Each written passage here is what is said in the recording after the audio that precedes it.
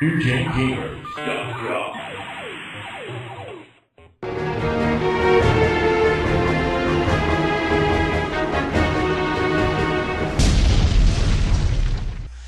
See, now, even to that point, I thought that the Game Boy Color was just an upgrade, as most people, I think, did. Yeah, the Game Boy Color was a... Maybe there's a bit of confusion with the consumer. Yeah, I think there was, because it was a completely different product than the Game Boy, different hardware. It was backwards compatible, but it had a lot more power and was able to do NES ports. The only problem they had with that was it had a different screen resolution. So when they ported the Nintendo games, Nintendo Entertainment System games onto it, they ended up with parts of the screen that couldn't appear, or they had to squash the image, which is what they did with Crystallis. Super Mario Bros. Deluxe, they had to extend the screen.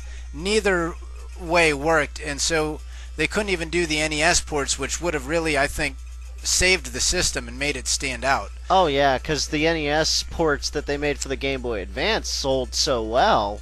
Yeah, so they really missed their mark with the Game Boy Pocket, with the Game Boy Color, which was another Gunpei Yokoi baby. So he had these two huge failures, the first failures that Nintendo had experienced in, over a decade, and so the company shamed him. They literally put him in an office in the center of the building with no windows so that he could not look out the window.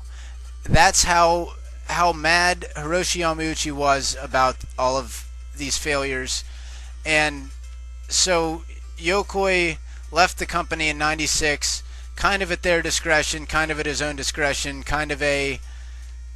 he needed to get out of there because they didn't want him and he didn't want to be there, which is a total shame.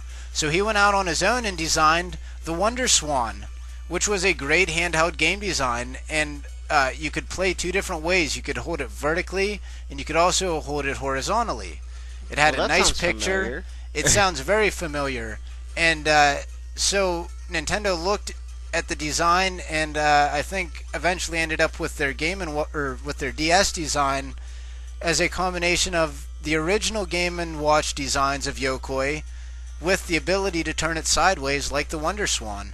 So Nintendo's one of their most successful pieces of hardware to date, the DS, was almost wholly inspired by Yokoi, but Yokoi was dead by the time it came out and by the time Nintendo did it. Yeah, it's kind of sad. So Gunpei Yokoi died in 1997 in a car wreck, and the Wonder Swan never took off.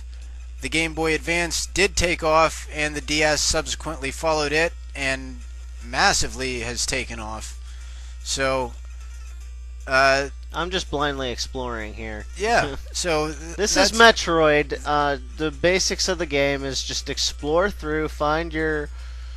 you want to save the planet Zebes from the Mother Brain, who is unleashing Metroids onto the Earth, which are basically like life-sucking beings. Bad, very bad. Bad life-sucking beings. And, the basics of the gameplay is, just point and shoot and survive. Survive. There's a definite overtone of you are alone in this world, you're the only person, and you've got to survive against these monsters. And it's very dark and ambient. And we looked at Kid Icarus earlier, which was another design by Gunpei Yokoi. Well, 1 second there, you were blocked there. You don't have the power-up to get through there yet, which is one of the main gameplay aesthetics of the Metroid series. Yeah, you need to find the power-ups in the levels. So it's kind of part exploratory like Legend of Zelda, yet part platformer. Yeah, there's no overworld, there's no levels. It's all one big world. You're in this underground cavern, and you just travel around it, and so you've got to come back to certain areas after you've gotten the correct power-up. So once he can blow up that little wall back there, he could come back through and go farther. So there's a lot of backtracking, and again, that gives you that sense of doom because you've got to experience all these difficult areas again. And so this was done by Yokoi, And he also did Kid Icarus, and you'll notice a lot of similarities in the design. They're very vertical, as opposed to a lot of the side-scrolling platform games we've seen. And if you look at the total size of this world as one existent world, because you just travel along through it. It's a massive world. It's one big map, and it's a big world. Definitely on the scale of anything that was available at this time. This was probably one of the biggest maps out there. Yeah.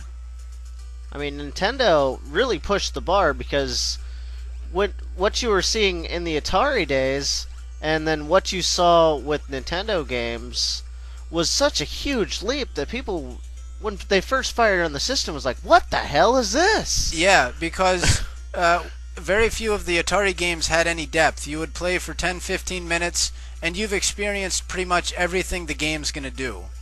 That first 10 to 15 minutes of owning the game, you've done it.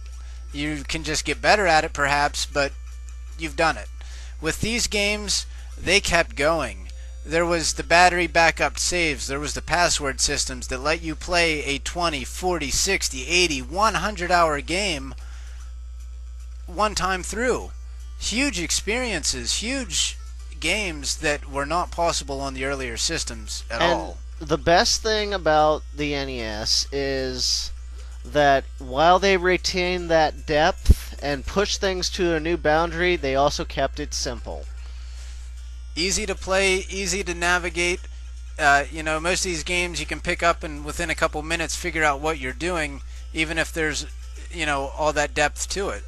Yeah, it's like it has the simplicity and the depth all at the same time, and that was the magic of Nintendo titles.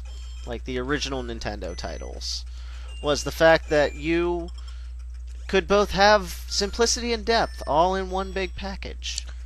So these games were radically different than what was available on the arcade scene and on the early home scene. And so it really was a new foundation and revolution pushed by Nintendo and by all these other companies that would come along, such as Square Enix, which we'll talk about here in a little bit. Yeah, I think we've gotten quite a good look at the world of Metroid here. As you see, there's so many different types of areas that I've just explored in these 5-10 minutes we've been here. Yeah, the game's loosely based on the film Alien, which also has the the claustrophobic sense of impending doom that you experience in this, and of course the major spoiler, which we will not give away, just in case anyone's not finished, or anyone that might actually play through this, and for the Nintendo fanboys to go, yeah, I know what you're talking about. Yeah. Because all right, everybody. If you're a true Nintendo fan, you'll know what we're talking about. If you're not, then you need to do your homework or watch Console Wars of the Past, Super Nintendo. And we also give it away there. Yeah, we do give it away in Super Nintendo. So for the attentive fan, you will or know. For the compulsive fan, you'll know. For the rest, let's move on.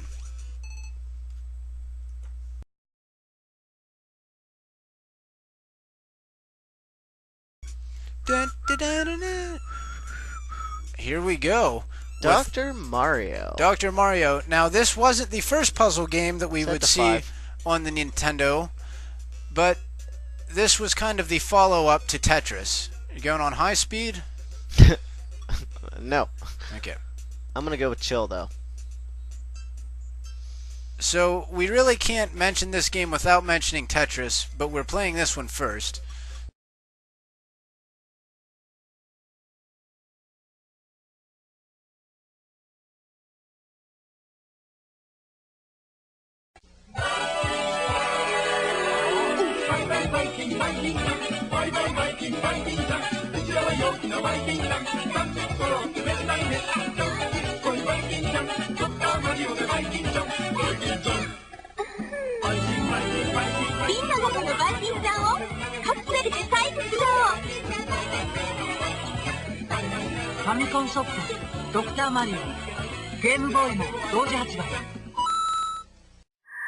Two J Gamers.